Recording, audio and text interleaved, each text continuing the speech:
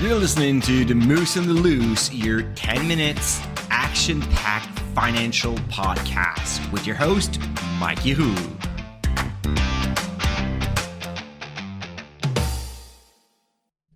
Hey, what's up, Market Moose? Mike from The Moose on the Loose. I hope you're doing well on this Friday. So, Retirement Friday. And I got good news, guys. We are getting close to the end of August. And for that reason, we're getting also close for me to go back full Moose, which means one episode every working day. So I'm still enjoying the last days of summer, but I kind of like have the itch to record a little bit more. So it's coming. I like for sure it's coming. I don't know if I'm going to be able to do it for next week for sure.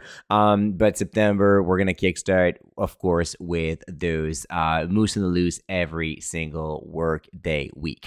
All right, guys. So you know what? Well, you already know this. I run Dividend Stocks Rock since 2013. So it's been like 12 years. Over 4,000 investors that have benefited from DSR, that are using it to improve their strategy, improve their knowledge, and improve their conviction. And you know the number one reason why people don't renew at DSR? It's kind of crazy. That shocked me. It's not about the product. It's not about the performance. It's about their age. They say after a while, oh, Mike, that has been great. I've learned a lot, but now I'm moving into retirement and I decided to hand over all my stuff to a financial planner or a financial advisor because I don't want to manage my portfolio anymore.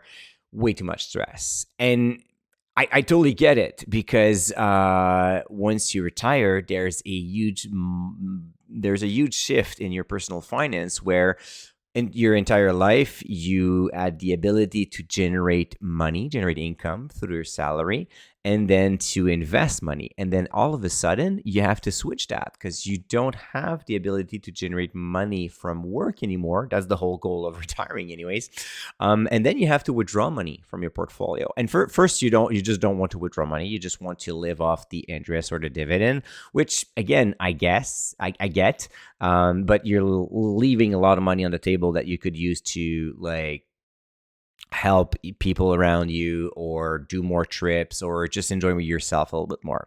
So that's the number one thing. You fear of making rash decision based on fear of losing money, right? So that's the number one reason why to go for an advisor. Another one would be that you think that you now have to sit on the sideline for a while. The market is trading at an all-time high. It's been a recurring topic. It's overvalued, yada, yada. A lot of market noise, right?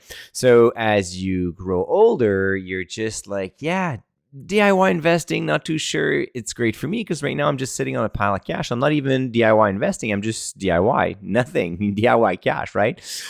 So that would be another reason.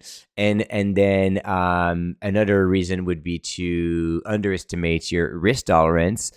So you think that you cannot go through another market crash, you don't have enough time to recover, and you tend to go for safer investments, which is not necessarily a bad thing, but if you go for too much of a safe investment, maybe you won't have enough returns to live on to. So that could be another problem.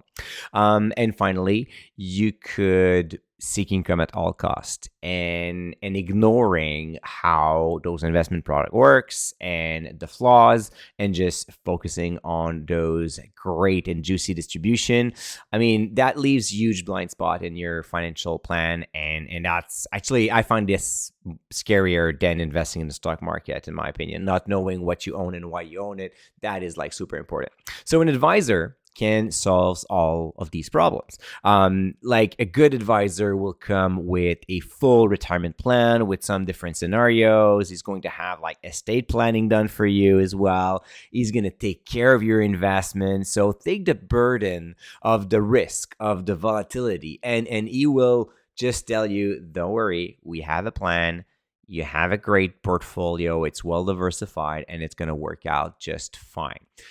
So that's great. You can like slow down, breathe, enjoy life again. Unfortunately, there's a big downside. Like first, you have to find a very good advisor, which is not always the case, which it's actually the same thing for any kind of profession, right? Not everybody is really good at what they do. You need to trust that person. And then once you have found the right person that is competent and is going to do everything that you trust him or trust her, well, you'll have to pay a fee. And on $1 million portfolio, that could easily be $10,000 a year, like easily. That's 1% fee. Some will be a little bit higher, maybe a little bit lower, but I doubt it. So a 10K for every million. So if you have like 5 million, it's like a lot of money. Like it's a car every year that's you're paying to your advisor. That's kind of crazy, but that's like how it works. And then it's up to you to determine if it's worth it or not. My wife would tell me that it's worth it. It's worth it because she has no knowledge, no interest, and she has that feeling that if she tries to manage the money, she's not going to do a good job. And I tend to agree with her. I mean, it's definitely not her background. She's a social worker. She's a lot better with people than I am, actually. So, we all have our qualities and knowledge and skills. So it's all good. But what if you want to stay a DIY investor, but you just want to avoid those pitfalls that I just named? Is there a solution for you? Well, there are actually plenty of solutions. So if you tend to sit on the sideline and have like way too much cash, like not just a cash reserve for bad days, but like 20, 30, 40, 50% of your portfolio in cash right now because you believe it's about to crash and you don't want to be, of course, left holding the bags, and that could be a problem, right? So here's a solution for you. Instead of like sitting on the sideline, first you're going to start with having a retirement plan. If you don't have one, I mean, man, you have to go back there. You need financial projections. You cannot do anything without financial projection. Retirement is like a very long journey, a very long trip. You don't go for a 1 year around the world trip with no plans. I mean, that's not a recipe for success. You could do it, but you know how it goes. So once you have your plan, what you can do is you can stress test it. You can see, okay, so if this market crash tomorrow, what's the biggest drop I can take and still be okay with that plan? Another way to do it is to actually lower your expected return for a long period of time to see what's going to happen if I just generate like 4.5% for the next 10 years, even though I'm 100% invested in the stock market. So that could be another way to stress test your plan. Like a retirement loop, we explain many different ways how you can stress test that to ensure that your portfolio is really solid and your plan will still work. The other solution, if you're afraid of sitting on the sideline, is because you lack of conviction. You fear that your investment strategy is not strong enough to go through a recession and a market crash, right? So one thing that is really important is to go back to your investment strategy, refine it a little bit, add a little bit more specificities, characteristics, or just read a little bit more about the topic to reinforce your conviction in your strategy. You probably pick something that works and that works for you. So now it's just a matter of like reading a little bit more, talking with people with the same strategy, reinforce a little bit that bias. I mean, if you've done your research right, you found a strategy that is valid, like that has been proven to work in the past, and it's okay to reinforce those kind of bias. I mean, you won't be able to invest in 12 different strategies. Like that's beyond the point of like making sense anyways. You're just like shooting everywhere. That doesn't make any sense. So find one that works, that has like proven records, and then increase your belief in it, and then you just go in. So that's the first thing. Risk tolerance. Well, that is true. It can change once you retire. You don't want to take that much risk. That's totally fine.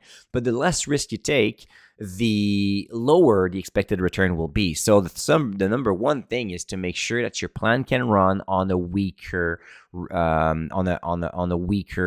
expected return. So if you go like 75% in fixed income, well, then you're going to get close to an expected return between 3 and 4%. So if it works, well, then you will just take out volatility from your desk, and that's Perfect, right? And there are a lot of like other risks that you need to cover with your plan, and we have actually helped our retirement loopers to cover those risks in a recent newsletter. Like I have like a long list of everything that could happen at retirement, but you can plan for those, so then you're fully covered, and maybe you can still invest in the same strategy, and it's gonna work well.